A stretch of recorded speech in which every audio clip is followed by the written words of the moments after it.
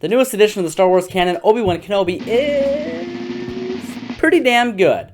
No, yeah, go figure, I actually really like this show, even if it does do some real weird stuff a lot of the time. The critical consensus seems to be a bit split, and it's definitely not hard to see why. It's not about the characters are pretty good, thank God. For me, bringing back a character as iconic and important as Ewan McGregor's Obi-Wan while also including one of the coolest on-screen villains of all time in Darth Vader, while the characters had to be solid or else the show would severely suffer, and they are. The other characters are actually pretty good too. Leia's a tad annoying at times, but she's never insufferable. She's supposed to be a little wiser, a little cleverer, and a little bolder than girls her age, and it only goes overboard every once in a while. The third sister, Reva, the short-lived Grand Inquisitor, is really cool. I liked a lot about her, and although originally I thought it made sense someone as rebellious and ambitious as her would be able to rise in Vader's ranks, it makes just as much sense that she would be manipulated this way and used for his bidding to bring him Kenobi. I wish she had a little more backstory in regards to her plan to kill Anakin, and I also really wish someone like Vader, who clearly has no regard for human life, wouldn't just stab her and leave.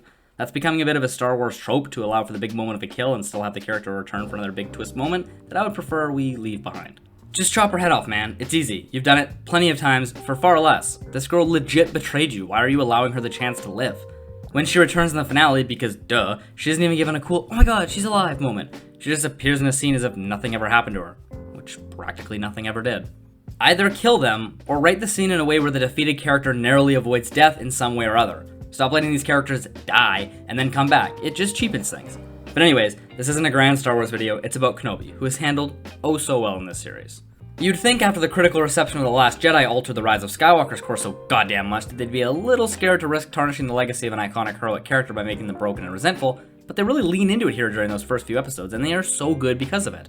Of course he's become jaded and cynical. The entire galaxy is suffering because, in his eyes, he failed his best friend, his brother, because he wasn't a good enough mentor for him. He failed Padme, he failed Yoda, and Qui-Gon before him. He failed the entire Jedi Order, and they've fallen to become the most hunted and at-risk demographic in the entire galaxy. This show establishes his psyche immediately and efficiently. The scene with that other young Jedi really stands to show just how much he's changed, and watching Obi-Wan fail another young Jedi to the point of that Jedi losing his life was incredibly harrowing. But when the call to adventure comes, he is hesitant at first, but of course can't refuse the offer to save the princess, and thus his pseudo-redemption arc begins. The stumbles and missteps become more prominent from here, and I dare say this show succumbs to the same fatal flaw as the prequels. Neat ideas, poor execution. In other words, the script is usually pretty decent, but the directing is only hurting it.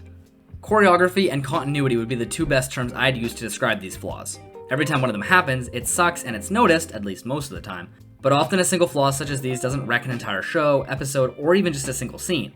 But the more often they occur, the more negative weight each one holds. The first egregious one is Leia's chase scene on Alderaan. The synopsis: Leia is lured / stumbles upon people attempting to kidnap her. They chase her down and catch her, pulling her aboard their ship and quickly departing. All is well. And yet this is how it plays out.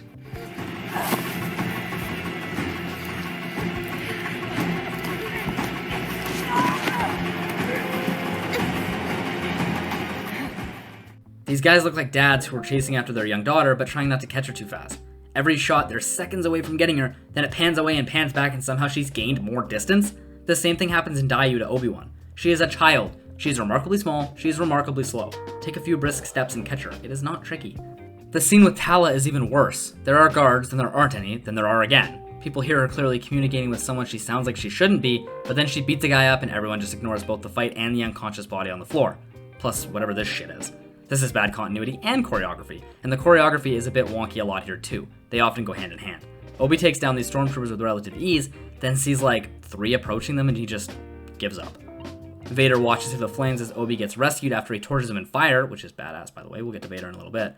But come on, force aside, which he easily could have used to remove this man's blaster or just fucking shove Obi-Wan's rescuer all the way to hell, Anakin's pure rage upon seeing Obi for the first time in a decade would have propelled him to walk through those flames and get Obi himself.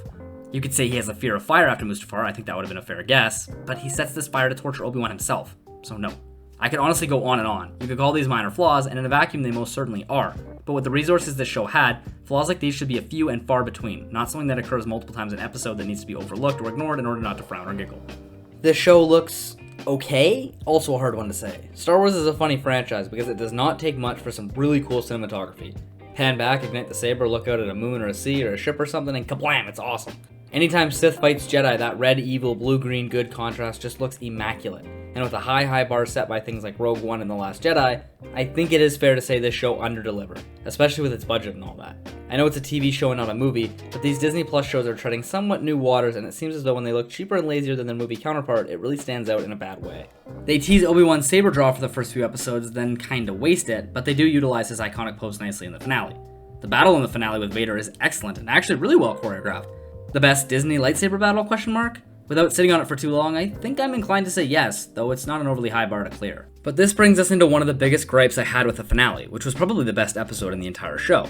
After their battle, Obi-Wan says that his friend is truly dead, thus declaring that Anakin can no longer be saved, and what stands exhausted and injured before him is nothing more than the single greatest threat to the entire galaxy that he could and should slay immediately. But he just leaves him. I get why. That's the inherent crux you get when you decide to write a story for characters who have stories in the future already told. You're written into a corner before you've even started. And Obi-Wan not being able to kill Anakin even after that line of dialogue would make sense. He told Yoda he could never kill him. He hasn't tried at all since the Jedi Order fell, but you gotta show him having an internal struggle or something. He can't just leave, my god. Same with Reva. She stands as a massive threat as well, an unhinged one who kidnapped Luke. He should have killed her, or perhaps failed when trying to because he just isn't like that. Not just leaving her. Obi could have stopped several things during the prequels, and now he could have killed two of the most deadly Force users alive, but failed to even try. Come on, Obi-Wan. His final outcomes don't need to have changed, but the steps he took to get there absolutely should have. We should have seen him contemplating about whether or not he had the strength to kill them. Speaking of Reva, she's a funny one here. Overtly evil and over-the-top obsessed with finding Kenobi, I knew there had to be more to this character than met the eye. And I was right once her plan to slay Anakin became more clear. Her backstory is cool, but her plan is kind of a mess that we don't get nearly enough information about to not think it's really flawed and silly. Is working her way up the Sith corporate ladder really a better way to kill Anakin than hunting and recruiting these vagabond Jedi and creating a rebellion against him? What about a combination of both? She could recruit the Jedi but claim to have killed them so she could be a double agent and get closer to Vader. I like her story on paper, but in practice we just don't get nearly enough to remotely sympathize or agree with her methods. Vader, also, to touch on quickly, is obviously excellent. He isn't a hard character to get right. Just make him ruthless and powerful and boom, best on-screen villain ever.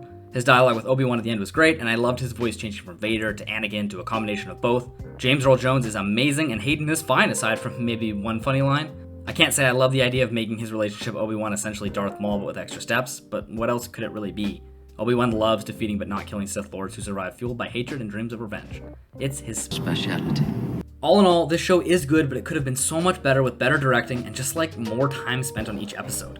I'm not going to sit here and claim I know exactly how it works, but I don't get how a team of professional writers and editors can watch these finished products and not decide some serious changes needed to be made here and there. Perhaps time restraints and studio interference are to blame, but who's to say? I like this show, and I could have loved it. There's an excellent show hiding in here, but it's being masked by silly and unnecessary mistakes left and right. And I can totally see why a certain type of person would write this show off altogether.